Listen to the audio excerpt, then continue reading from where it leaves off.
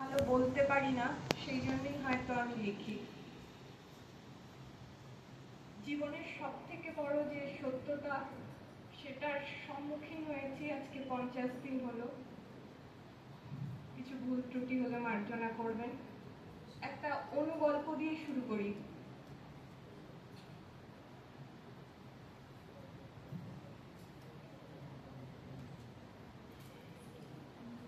এই গল্পটি 2 বছর আগে লেখা হলো, আজকে আমার সাথে কেমন ভাবে যেন মিলে গেছে। যাকে নিয়ে লেখা গল্পটি, তিনিও এই সভায় উপস্থিত আছেন, আমি পরে বলছি। গল্পটির নাম মেনে নিলাম। সেদিন ছিল এক বর্ষিয়ান সাহিত্যিকের গ্রন্থ প্রকাশ অনুষ্ঠান।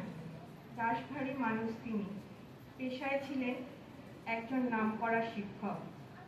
হলঘর গম গম করছে, উপস্থিত রয়েছেন বহু গুণীজন। তাদের মধ্যে অনেকেই একসময় তার ছাত্র ছিলেন।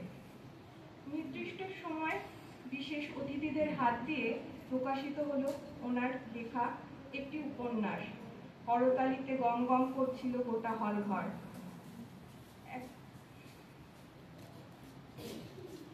এবার শুরু হলো আলোচনা পর্ব। আলোচনার সবাই প্রথম সাহিত্যিককে নিয়ে কিছু বললেন, তারপর তার লেখা গ্রন্থ নিয়ে। একজন আলোচক বক্তব্য রাখতে শুরু করেই জানালেন তিনি ওই সাহিত্যিকের ছাত্র ছিলেন। কলেজে পড়ার সময় থেকেই তিনি লেখালেখির সাথে যুক্ত।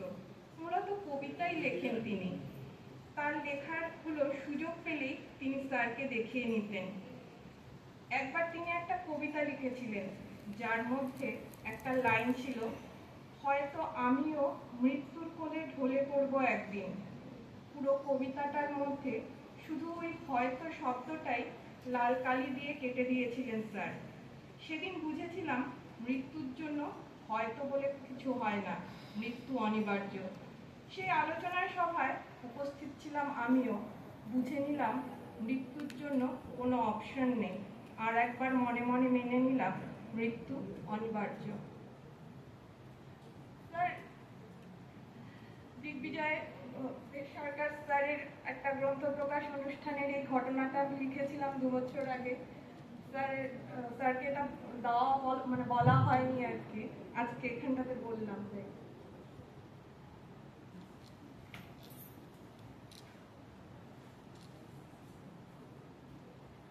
কবিতা পড়ছি।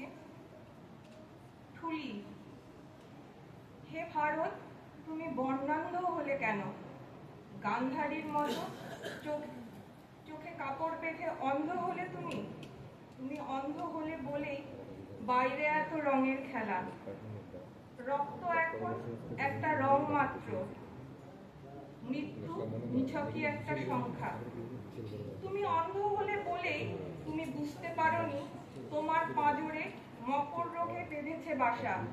তুমি অন্ধ হলে বলেই দেখতে পেলে না তোমার অঙ্গ প্রত্যঙ্গ ছিন্ন ভিন্ন করে দিচ্ছে কারা। অনেকটা দেরি হয়ে যাবার আগে এবার অন্তত অন্ধত্বের ভান ছাড়ো। গান্ধারীর বাঁধা চোখ তার শতপুত্রের মৃত্যুর কারণ হয়েছিল। তুমি গান্ধারী হয়েও না। ভালো করে চেয়ে দেখো, তোমার সন্তানেরা মরছে। চেয়ে দেখো, বিবস্ত্র হচ্ছে দ্রৌপদী। ভারত ভূমিতে আর একটা মহাভারত তুমি লিখতে দিও না। এবার প্রতিবাদ হলে রক্ত ঝরবে সহস্র গর্ভপাতে। জন্মের ঋণ শোধ হয়ে গেছে, ধরণী বন্ধা হোক। এবার অন্তত চোখের ঠুলি খোলো, আর বধির হয়ে থেকো না। বিকলাঙ্গ মায়ের গর্ভে পঙ্গু শিশুর জন্ম বন্ধ হোক।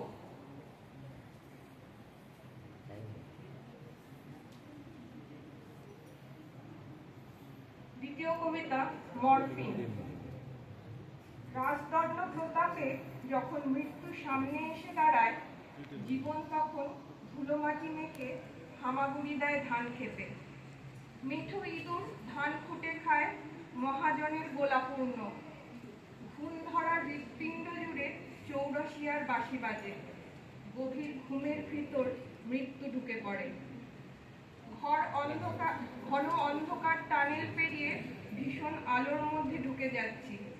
এটা একটা সন্ধিক্ষণ। সাইফেন টেনে তোমার বুকের শান্ত জলাশয়ে ডুব দিয়ে ওঠে মরফিন মাখা কোকোনট। তৃতীয় কবিতা, আরাত্রিকা।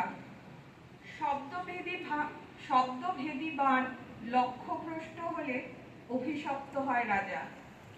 লক্ষ্যভেদী নিঃশব্দ হয় পাখির চোখে নিশানা। নিম্ন চড়ায় তমগ্ন এসে দাঁড়ায়, তমসা চায় জাহ্নবী। প্রতিজ্ঞা ভাঙেনি, সরসজ্জায় তার মুক্তি। হুতাশন আজ জিঘ্রাংশু বড়, আহুতি না সমর্পণে তুষ্টি। উত্তরে অন্নপূর্ণার আসন পাতা, এটাই অরিন্দমের চুক্তি। আরাত্রিকায় মুক্তি খুঁজি, চরাচর জুড়ে শান্তি।